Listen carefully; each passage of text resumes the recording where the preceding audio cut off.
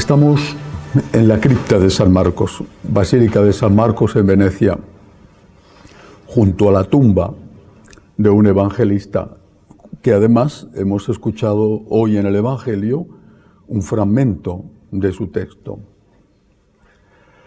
Y quisiera hablar sobre algo que es esencial para nosotros los franciscanos de María, hasta el punto de que cuando el Vaticano nos ha concedido, cuando el Papa nos ha concedido este año de indulgencia plenaria, una de las formas de ganar la indulgencia, aparte de las clásicas de confesión, comunión, etcétera, es asistir 3 veces al menos en un mes a una escuela de agradecimiento. Si nuestra espiritualidad es el agradecimiento, ¿qué relación tiene el agradecimiento con la palabra de Dios? Nuestro Señor no dijo, id y escribid, dijo, id y predicad. Lo primero, por lo tanto, fue la palabra. De hecho, San Juan en su Evangelio llama a Jesús la palabra, el verbo, en otra traducción. La palabra se hizo carne y habitó entre nosotros. La palabra. Solo después empieza la escritura. En la historia de la humanidad exactamente igual. Primero hablamos y después mucho más tarde, muchísimo más tarde, se empieza a escribir. Los evangelios empiezan a escribirse cuando empiezan las persecuciones y se dan cuenta de que los testigos directos, los apóstoles, están ya siendo martirizados, por ejemplo Santiago Cebedeo, o pueden serlo. Entonces se dan cuenta de que esa tradición oral que se contaba, esa tradición corría el riesgo de perderse y de manipularse. Dicen, esto hay que escribirlo. Y ahí empiezan 2 de los apóstoles, uno de ellos, el primero Mateo, el otro Juan, que será el último que escriba, y 2 testigos compañeros de los apóstoles.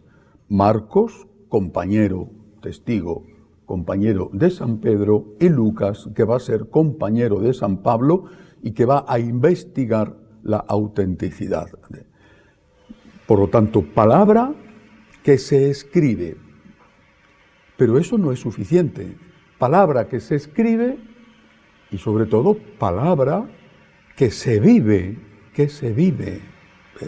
Es Jesús el que dice reiteradamente que si no hay vida, no tiene sentido lo que estamos escuchando e intentando, por lo tanto, aprender. ¿De qué sirve saber las cosas si no se llevan a la práctica? Dice Jesús, no el que dice Señor, Señor, sino el que escucha la palabra de mi Padre y la lleva a la práctica, ese me ama. Es, por lo tanto, la palabra, el mensaje vivido, lo que se convierte en amor.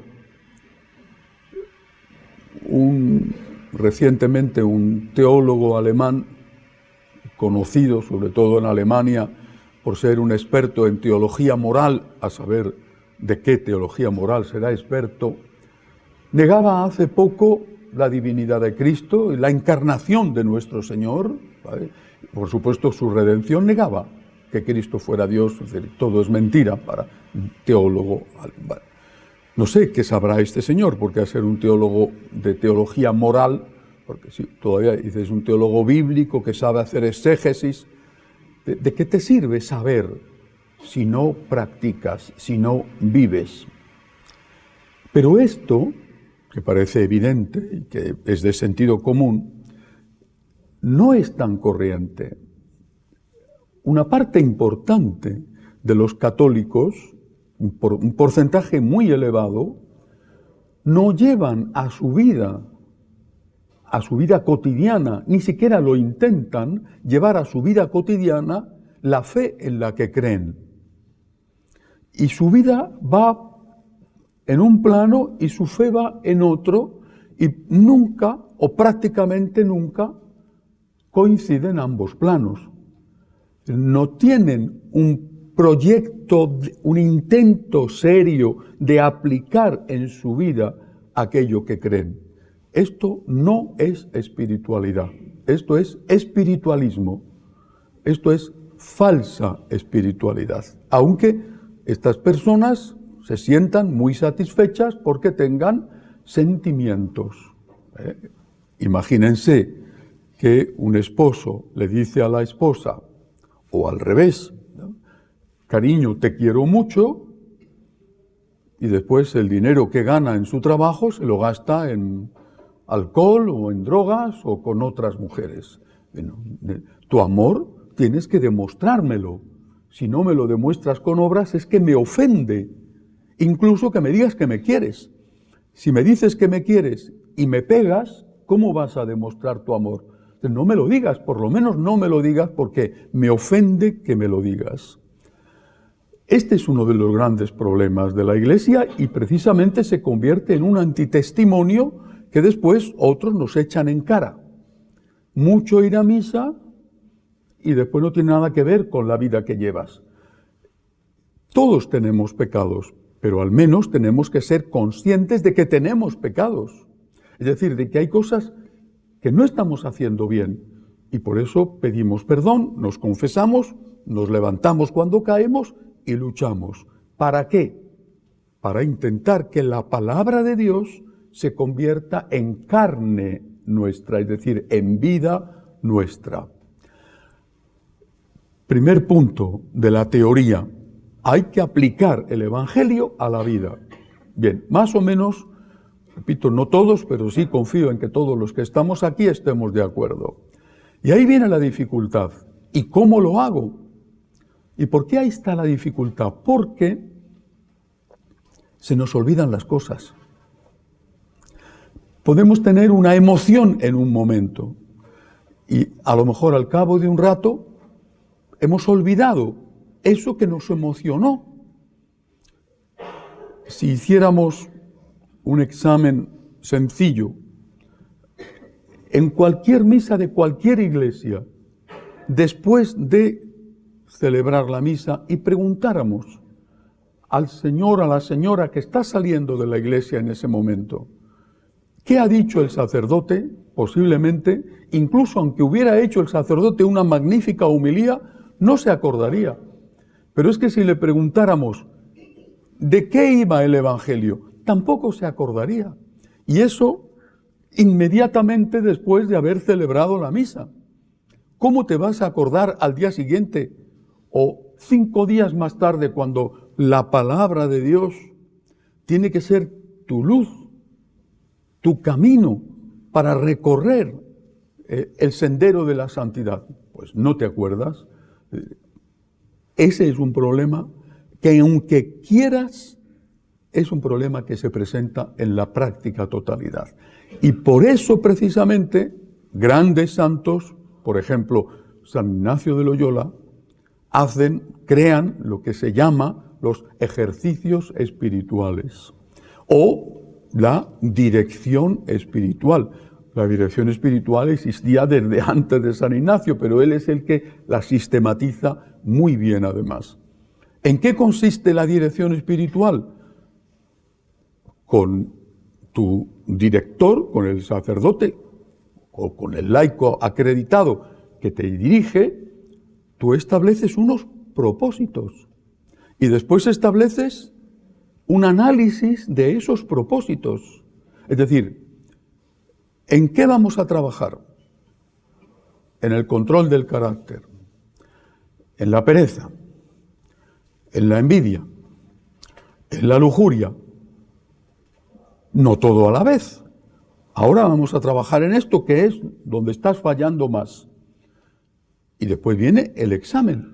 A ver, hace un mes que nos hemos reunido, 2 semanas. A ver, ¿cómo ha ido el trabajo en este punto? Pues he estado pendiente de controlar el carácter y 5 veces me he mordido la lengua y 3 no. Vale, vamos a seguir porque aún te falta morderte la lengua más veces. A ver, al mes siguiente, ¿cómo ha ido el carácter? Pues esta vez, este mes, me he mordido la lengua 6 veces y 2 no. Venga, vamos a seguir hasta que tenga la lengua ya suficientemente mordida y ya no, y después pasaremos a otra cosa. Esto es la dirección espiritual. Un propósito pequeñito, sencillo, fácil de recordar, un propósito, que después se aplica a la vida y que después se revisa. Hoy es prácticamente imposible, o por lo menos extraordinariamente difícil, encontrar un director espiritual.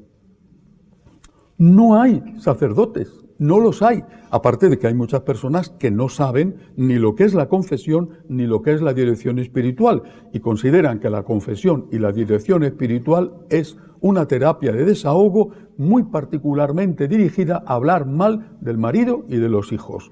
Usted no sabe, padre, lo que yo sufro, ni lo sé, ni me importa, pero estoy seguro de que me lo vas a contar. No, vamos a ver, la dirección espiritual o la confesión es otra cosa. No es un desahogo ni una terapia.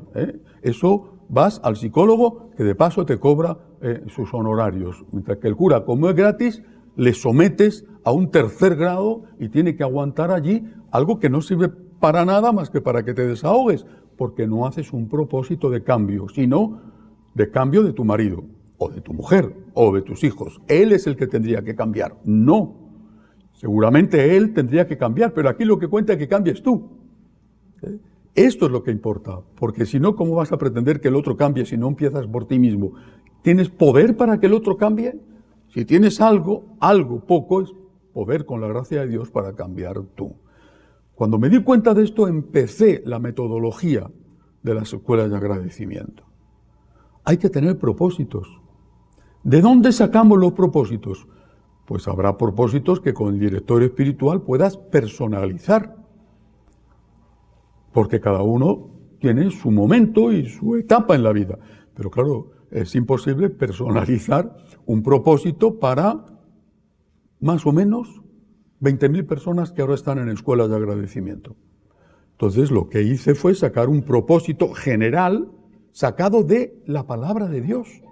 De la palabra de Dios del domingo. ¿Qué nos enseña la palabra de Dios? Esta semana hemos celebrado el domingo del bautismo del Señor. ¿Qué nos enseña la palabra de Dios? Tenemos que ser testigos de Cristo. Y dar gracias a Dios que nos ha hecho hijos adoptivos suyos por el bautismo. Propósito. Que tiene que llevar a la práctica eres tú. Propósito. Intentar llevarlo a la práctica. Una idea sencilla, una, no 50. Una. Esta semana una idea, solo una. Dentro de lo que hay en el propósito, elige tú. Y si no te viene bien, elige tú tu propio propósito. Y ahora, reunión de palabra de vida, reunión de escuela de agradecimiento. ¿Cómo lo has vivido? Pues yo esta semana me pasó esta circunstancia e intenté actuar de esta manera. Muy bien. Y el otro, yo esta semana tenía una circunstancia distinta de la del otro e intenté actuar de esta manera. Estás haciendo la revisión de tu propósito y a la vez estás poniendo en común con tus hermanos no tu vanidad, no tu presunción, no el decir mira qué bueno soy, sino como hace la Santísima Virgen, proclama mi alma la grandeza del Señor. El Señor ha hecho obras grandes por mí. Es el Señor el que lo ha hecho y yo he sido un instrumento naturalmente libre, voluntario, he colaborado, pero es el Señor el que ha hecho las obras grandes. También María colabora cuando le dice sí al ángel, pero ella proclama la grandeza del Señor y dice es el Señor el que ha hecho obras grandes a través de mí, por mí. Esto es tan importante que haber puesto en marcha en este momento, tal y como está la situación en la Iglesia, la carencia de sacerdotes, el caos, la confusión de enseñanzas, de falta de personas, la huida de las iglesias, la apostasía, el haber puesto en marcha esta metodología que está haciendo que personas en lugares diferentes, en países distintos, a una misma hora que en un país es este horario y en el otro país hay 5 horas de distancia, de diferencia, o 8, pero que se van a reunir una vez a la semana para poner en común cómo han vivido el Evangelio y sacar las consecuencias para cómo tienen que vivirlo en la semana próxima. Esto es de un valor extraordinario. Y yo creo que todo aquel que lo ha o lo está llevando a la práctica es testigo de cómo poco a poco tu vida va cambiando. Porque hay una metodología, hay un sistema, hay dirección espiritual. Esta semana tengo que trabajar esto. Muchos días se te va a olvidar. O bien, lo has trabajado, pero cuando te preguntan qué pasó durante la semana, es que no te acuerdas ni de cómo te llamas, porque somos así, es decir, es que ni me acuerdo qué he comido ayer, es que no me acuerdo. Pero poco a poco vas adquiriendo un hábito, una costumbre, y esto te ayuda muchísimo a recordar, porque tienes que hacer un examen de conciencia de cómo has vivido el Evangelio durante la semana, todas las semanas, y eso te ayuda a crecer espiritualmente de una forma extraordinaria. Y cuando aprendes a ser fiel en lo poco, también eres capaz de ser fiel en lo mucho. Es decir, cuando llega la enfermedad, cuando llega la muerte de un ser querido, cuando llega la tragedia de tener que emigrar por situaciones políticas de tu país, cuando llega la tragedia espantosa de que tu familia se descompone y se rompe, tú estás acostumbrado ya, has adquirido el hábito de esa circunstancia sorprendente y dolorosa, verla desde una perspectiva cristiana. Por ti, Jesús, contigo, Jesús, para unirme a ti, en ti, Jesús. No se adquiere este hábito de un día para otro. Es un entrenamiento semana a semana, la gota que cae y que termina por horadar el más duro de los materiales. Porque semana a semana tú haces el ejercicio de propósito, revisión del propósito, puesta en común del propósito, nuevo propósito, te cambia completamente la vida. Esto es lo que el Señor nos pide. ¿De qué sirve decirle al Señor, te quiero, y estar emocionado, estar en el séptimo cielo, y qué bien te sientes? Qué bien te sientes porque te sientes santo. Pero luego, a la más pequeña cosa, saltas como una víbora, o no estás con los ojos abiertos para ver quién te necesita. Pasa a tu lado alguien y no lo estás viendo, o incluso te piden ayuda y miras hacia otra parte. ¿De qué sirve tú estar en el cielo si no estás amando realmente a Cristo? En Él, sagrario, en Él, hermano. Pues eso, repito, no se improvisa, y eso es lo que tenemos los franciscanos de María en las escuelas de agradecimiento. Un método de santificación. ¿Por qué hacemos las cosas? Por amor al Señor, por agradecimiento al Señor. Pero por amor al Señor y por agradecimiento al Señor, intentamos ser santos con esta metodología que te ayuda a ser santo porque te lo recuerda día tras día y semana tras semana. Repito, que el Santo Padre haya, entre las cosas que ha seleccionado para ganar la indulgencia plenaria, haya elegido esta, indica que la Iglesia entiende el valor que tiene, la importancia que tiene la metodología de la palabra aplicada, de la palabra comunicada, de la palabra que nos va haciendo poco a poco imagen de Cristo. Sé que todos ustedes están contentos. No es para menos. Vamos de lugar maravilloso a lugar maravilloso. Hay momentos de enorme entusiasmo. ¿Y de qué servirá si esto no se concretiza en propósitos? ¿De qué servirá? Se nos habrá olvidado. Cuando yo era un muchacho, y siempre fui un buen muchacho, no sé si hoy soy tan bueno como era, pero cuando yo era un muchacho, con el colegio hacíamos ejercicios espirituales de fin de semana. Y mi mamá decía, me parece muy bien que vayas a hacer ejercicios espirituales. Tendríais que ir con más frecuencia, porque te dura pocos días, hijo mío, pero al menos, ¿no? Si vas con frecuencia, tenemos más. Bueno, nadie me había enseñado esto. Y es que los ejercicios espirituales tenemos que hacerlo cada semana. Es decir, los ejercicios espirituales consisten en ponerte en contacto con Dios, hacer un propósito, intentar practicarlo y luego hacer revisión de cómo lo has practicado.